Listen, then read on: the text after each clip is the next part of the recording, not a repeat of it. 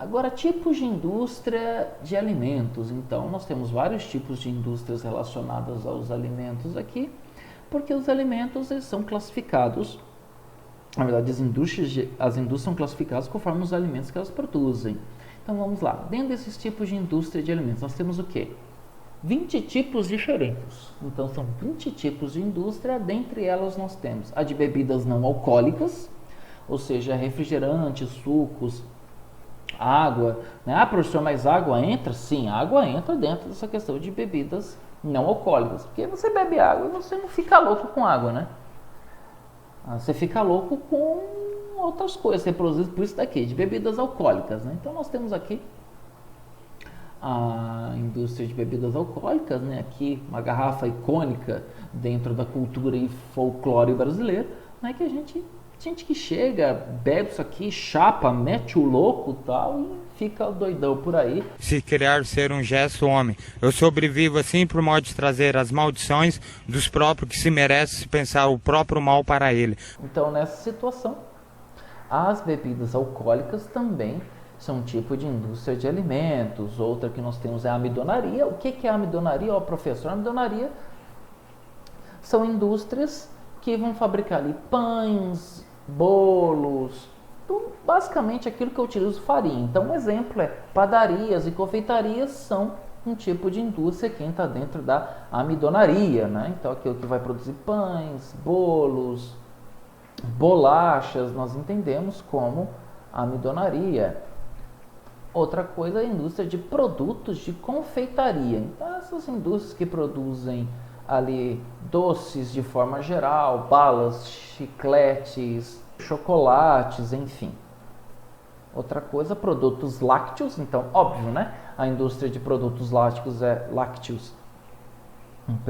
aquela que vai produzir leites, iogurtes, derivados do leite, queijos, manteigas e por aí vai.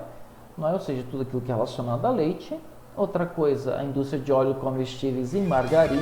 Então, uma indústria que produz azeite, óleo de soja, óleo de canela,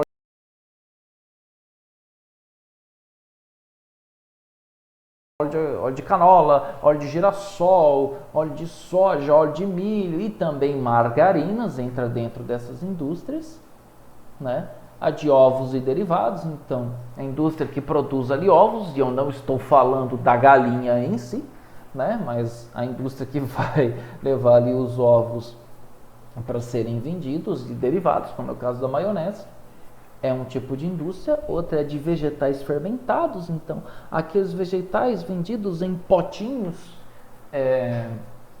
nos mercados, como é o caso de picles, aquelas cenouras em potinhos, etc., que as pessoas comem, é uma indústria que é de vegetais fermentados.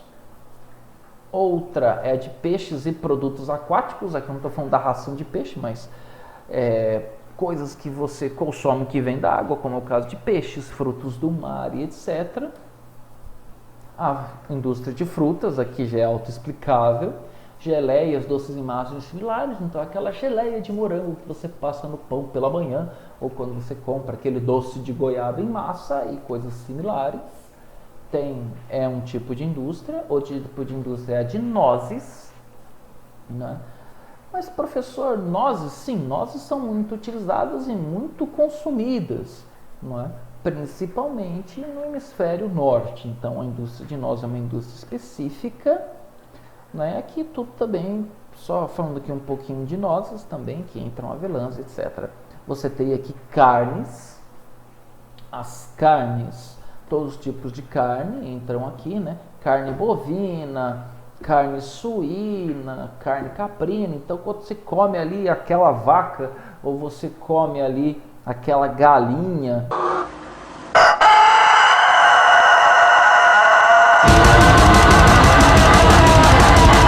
ou você come ali uma cabrita, não é? Você está consumindo algo que vem da indústria de carnes. Outra coisa, a indústria de molhos para salada, ou molhos de forma geral. Então, aqui entra molho tártaro, mostarda, molho Caesar ou César, né? Depende de como você gosta de falar. Se você gosta de dar uma inglesada na coisa, você fala Caesar, então você pode falar César, não tem problema. A indústria de hortaliças, entram as hortaliças de forma geral, vegetais consumíveis, açúcares e xaropes. Quando eu falo em xaropes, eu não estou falando daquele seu primo, daquele seu parente, mas aqui xarope de glicose e tal, xarope de groselha, xarope de guaraná e açúcar de forma geral, né? Açúcar mascavo, açúcar refinado, açúcar cristal, açúcar orgânico, demerara e por aí vai. Outra coisa, ingredientes especiais. Aqui, quando eu falo em ingredientes especiais, eu falo aqui de especiarias. Então, eu falo de cravo, eu falo de pimentas, eu falo basicamente curry, páprica e temperos. Então, quando eu falo da indústria de ingredientes especiais, eu falo da indústria de especiarias. De alimentos para bebê, então aqueles potinhos de comida para bebê, que o pessoal hoje em dia chama de baby food, né, que é comida para bebê em inglês, né, as pessoas têm mania de enfiar em inglês em tudo que podem. Então você tem ali alimentos para bebês, que é um tipo de indústria. Esses potinhos que você compra para criança, às vezes quem acaba comendo é o pai, né, a indústria de sopas prontas e de sal. Mas professor, eu tenho uma indústria só para o sal? Sim, porque a única coisa que parece com sal é sal. Então o sal ele tem uma indústria, é uma classificação própria de indústria para ele, né? De forma que essas sopas prontas em pacotinhos que nós compramos no mercado. Além dos tipos de indústria, eu tenho os tipos de matéria-prima. Alguns tipos de matéria-prima, vocês vão ver que eles acabam coincidindo com os tipos de indústria, mas outros não. Então, quais são os tipos de matéria-prima que nós temos? Primeiro, vamos definir matéria-prima, que é o que? Um produto natural ou semi-manufaturado que deve ser submetido a um processo produtivo até tornar-se o produto acabado. Então, o que é uma matéria-prima? Ela é ali um produto natural ou semi-manufaturado, ou seja, é uma fruta, ela é um grão, ela é uma carne, que eu vou submeter ela a um determinado processo para que ela se torne um produto alimentício. Então, ela vem da natureza de uma determinada forma, ela passa por uma série de processos até que ela vai me gerar um produto final. Por exemplo, vamos pegar aqui a maçã. A maçã, ela é uma matéria-prima, porque eu colho a maçã, essa maçã ela vai para uma indústria de bebidas não alcoólicas, dessa maçã eles vão produzir ali o suco de maçã, ou utilizar essa maçã também em outros sucos. Então essa maçã ela vai passar por uma série de processos, vai ser descascada, esmagada, socada, arregaçada de toda forma até eu arrancar o suco dela. Então eu tirei o suco daquela maçã, coloquei numa caixinha e levei para vender. Então eu utilizei a maçã, ela passou por um processo, ela virou um suco. Então ela entende como matéria-prima. Muitas vezes, pessoal, matéria-prima, ela, na verdade, basicamente toda matéria-prima, ela é um alimento in natura. Tá? Depende muito da forma. Se eu uso ela para produzir alguma outra coisa, ela é matéria-prima. Se eu já consumo ela ali, ela é um alimento in natura. Outro exemplo é o trigo. Eu pego o trigo, eu colho o trigo, eu vou moer esse trigo até ele virar farinha. Essa farinha eu uso para poder fazer pão. Então observe que o trigo ele é a matéria-prima e o pão ele é o produto final. Então aqui eu tenho as origens da matéria-prima. Ela pode ser de origem animal, então animais de forma geral, né? As carnes que vêm ali dos animais, o leite, os ovos entram como matéria-prima de origem animal. As de origem vegetal, aqui entram todos os vegetais, né, que são utilizados para a indústria para algum fim. E mineral, no caso eu tenho sal e a água. Sal, todos os tipos de sal. E a água entram como matéria-prima de origem mineral. Ué, professor, mas a água é uma matéria-prima de origem mineral? Sim, a água é uma matéria-prima de origem mineral.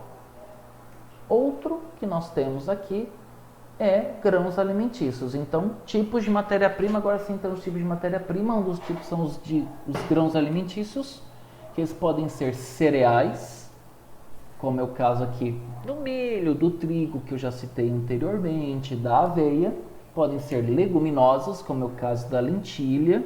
Aqui nós temos tremoços e do feijão. Feijão, tremoços e lentilha são grãos alimentícios classificados como leguminosas. E nós temos as oleaginosas. Oleaginosas são aquelas que eu consigo tirar um óleo ali, elas são mais oleosas, como é o caso aqui da soja, do amendoim e do gergelim, que já tem ali um óleo natural deles. Então, as matérias-primas dentro de grãos alimentícios tem esses três: cereais, leguminosas e oleaginosas. Outro tipo de matéria-prima são raízes, tubérculos, bulbos e caules. Então, entre raízes e tubérculos, nós temos aqui, olha só, nós temos a beterraba, né? Quem conhece sabe o quanto eu gosto de beterraba, batatas e a mandioca, né? Tô saudando a mandioca. Que presente nos churrascos de forma geral, ela entra dentro de matéria-prima do tipo raízes e tubérculos. Outras, os bulbos. Então, dentro dos tipos de bulbos, nós temos a cebola e o alho, né? Já são vegetais do tipo bulbo, né? E os caules. Então, professor, eu como caule? Sim, filho, você manda bala na madeira aí. Você come madeira, você come ali, né?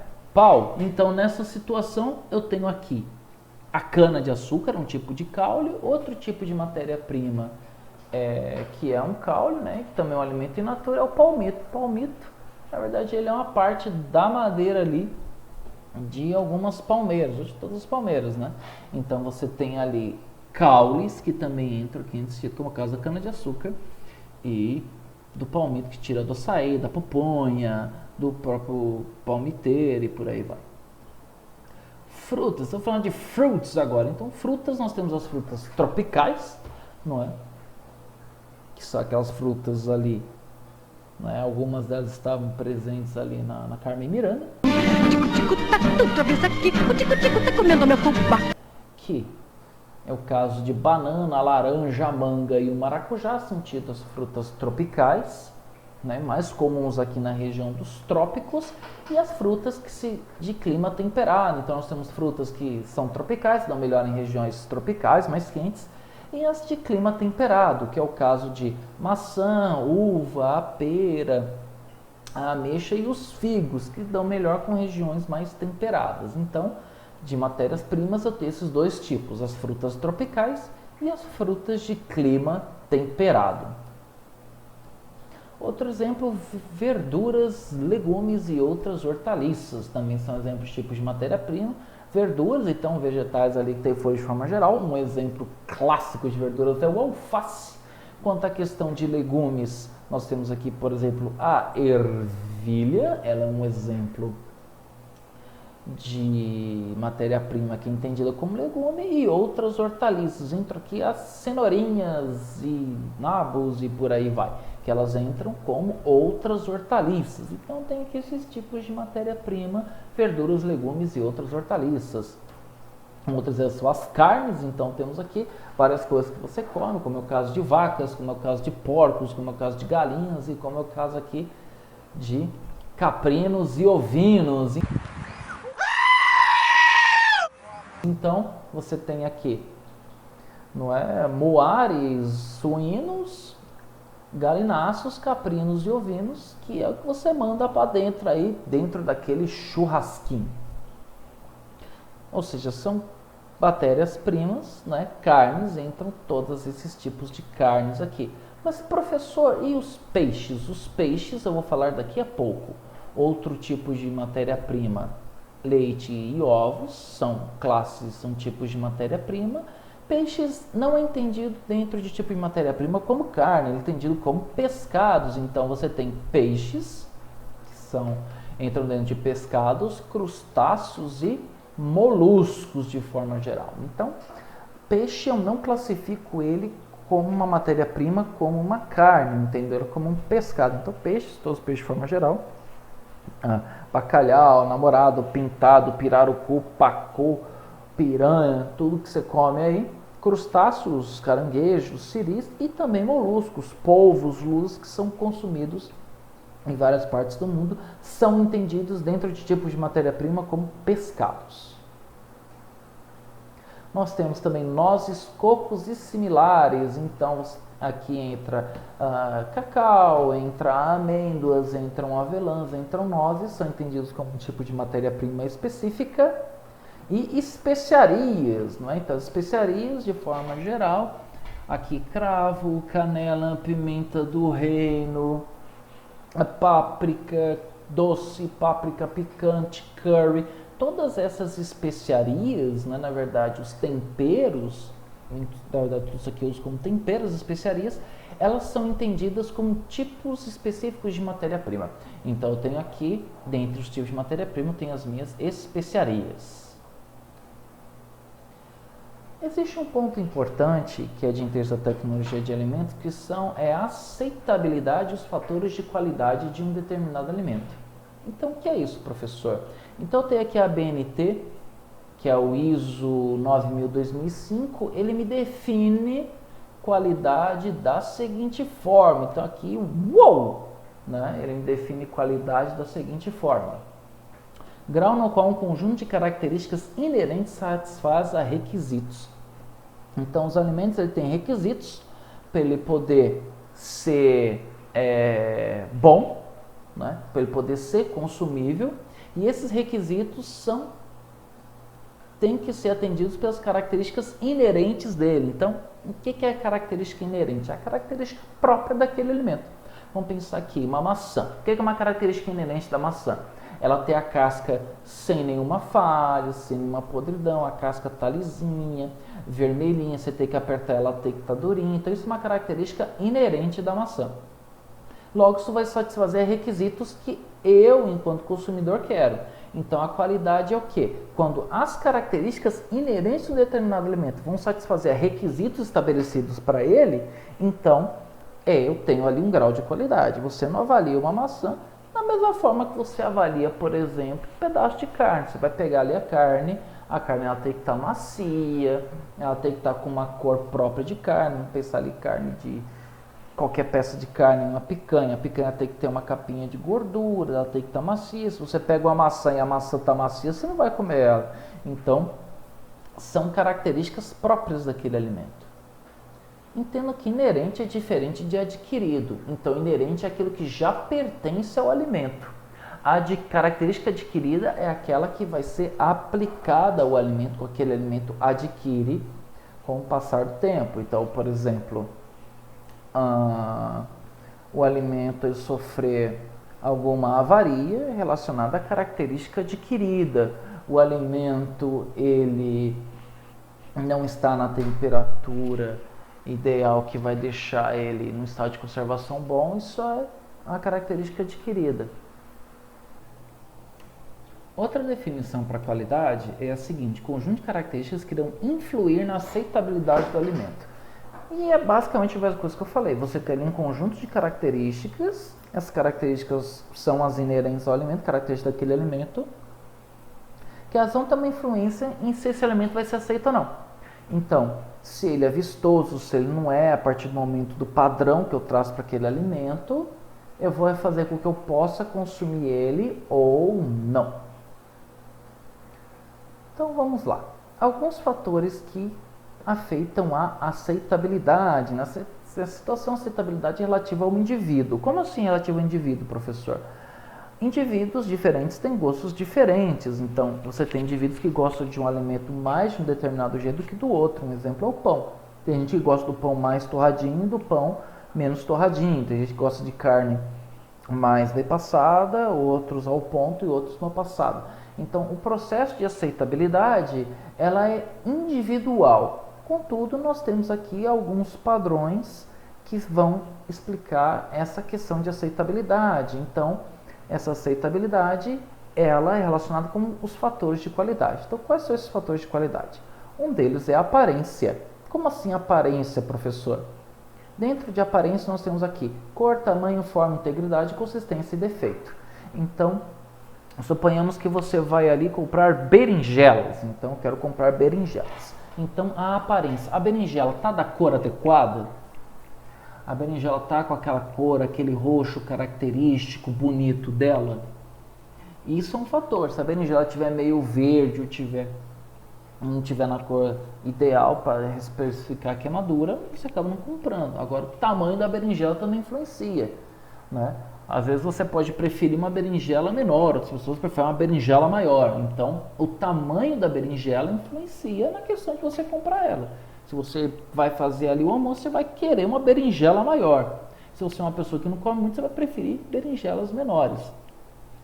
Também a forma. Vamos voltar aqui o exemplo das berinjelas. Se a berinjela não tiver aquele formato mais alongado, que lembra uma vírgula, você não vai comprar. Se a berinjela tiver defeituosa, se a berinjela tiver torta, se a berinjela tiver parecendo que ela tá meio esquisita, deformada, você não vai comprar.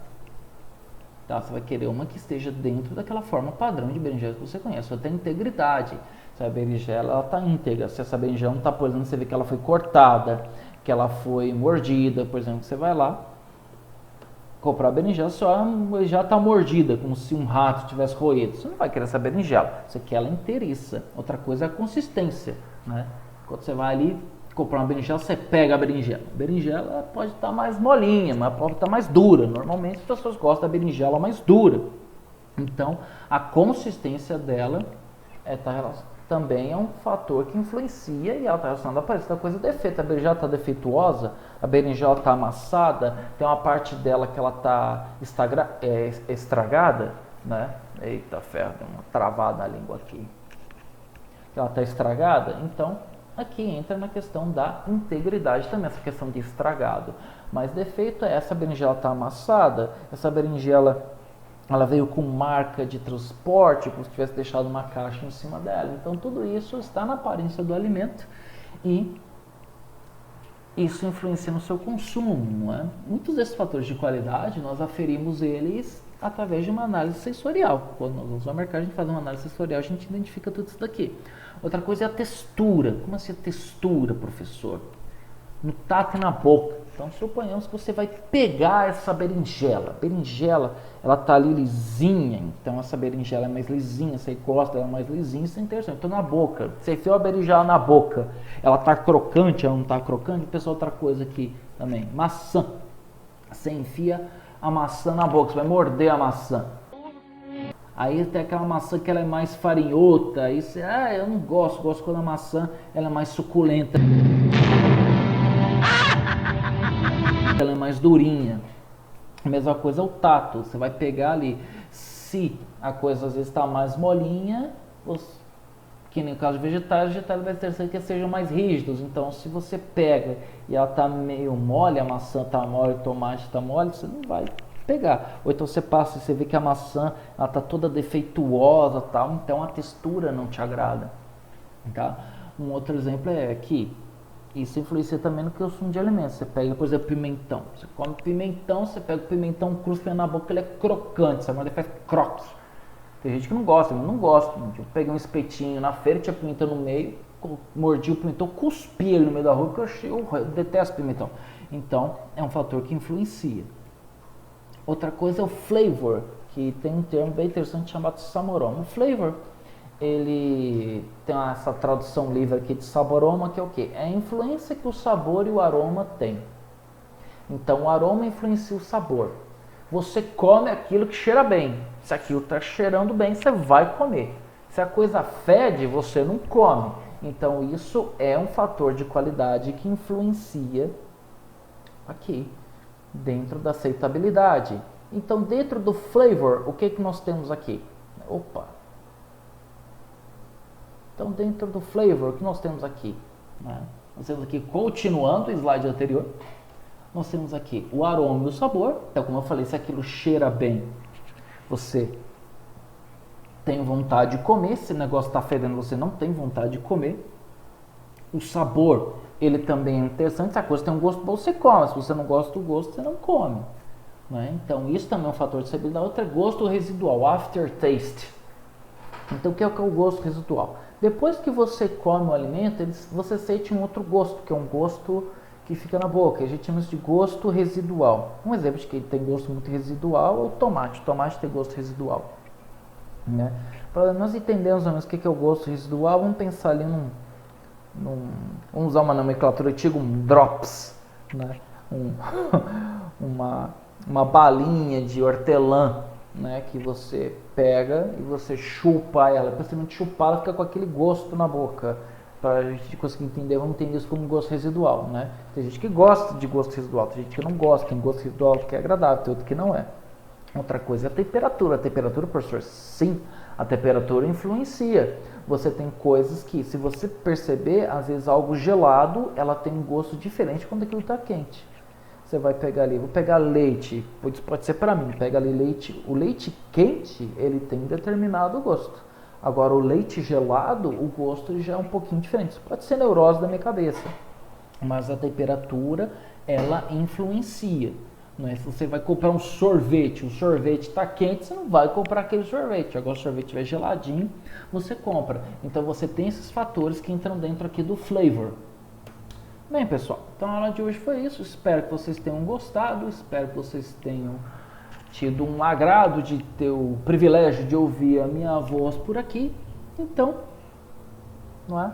Era isso por hoje. Quaisquer dúvidas, mandem lá para mim pelo Google Classroom. Ou se quiserem colocar aqui nos comentários, quem não for meu aluno, pode.